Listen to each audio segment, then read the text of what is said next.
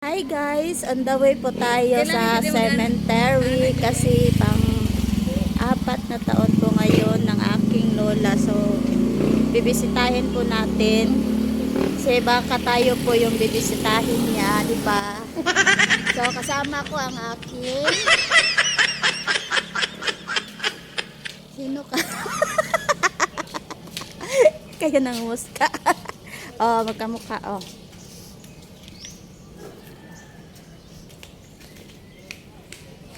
Matangos lang yung ilong ko ng 1 inches.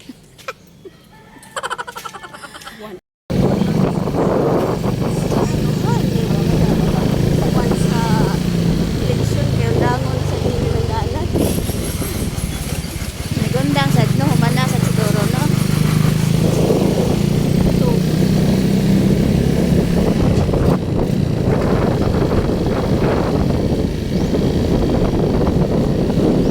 A few minutes later. Hi guys, nandito na po tayo sa cemetery.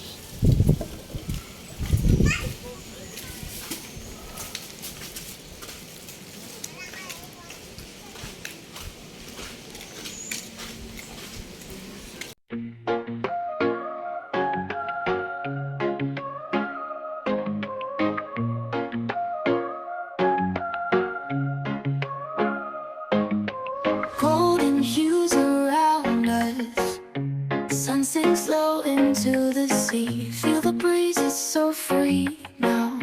Close your eyes, come with me.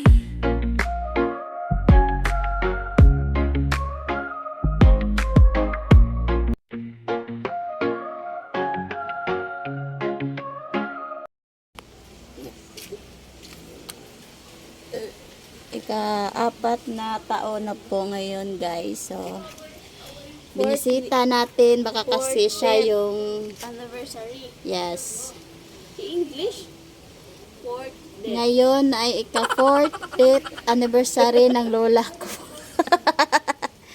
So, binisita po natin guys. Kasi baka po siya yung pupunta sa atin. Diba? Mahirap naman. So, dapat po natin siyang hindi po dapat natin siya kalimutan kahit patay na. So,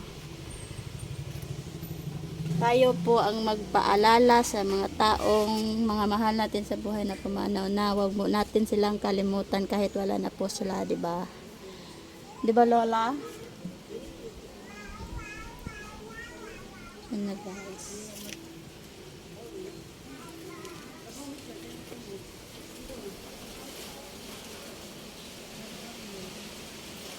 Atin po silang tatandaan kahit wala na po sila. So, yung kontrabida kay siya do. Sige pa, nang kamot kay tagyaw-yaw diri guys ba niya siya, sige si kontrabida sa ako guys. No guys. Oh, meet my lola. Malita ba na akong lola guys. Haba kadada. So, maya-maya din pupunta din ako sa kanyang asawa. So, doon po sa kabila. So, yun lang.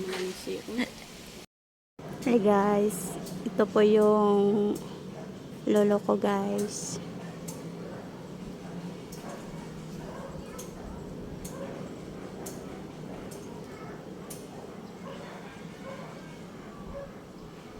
Yung sa lola ko guys ay nandun guys, oh. Wait lang, okay. Doon sa kabila guys. Tapos dito naman sa lolo ko. So magkalapit lang sila.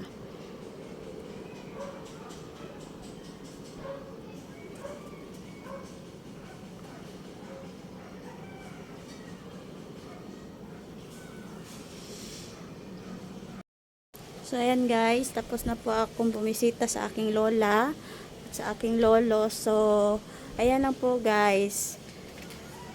Ito lang po ang masasabi ko guys, na kahit po patay na yung minamahal natin, sana po hindi po natin sila kalimutan.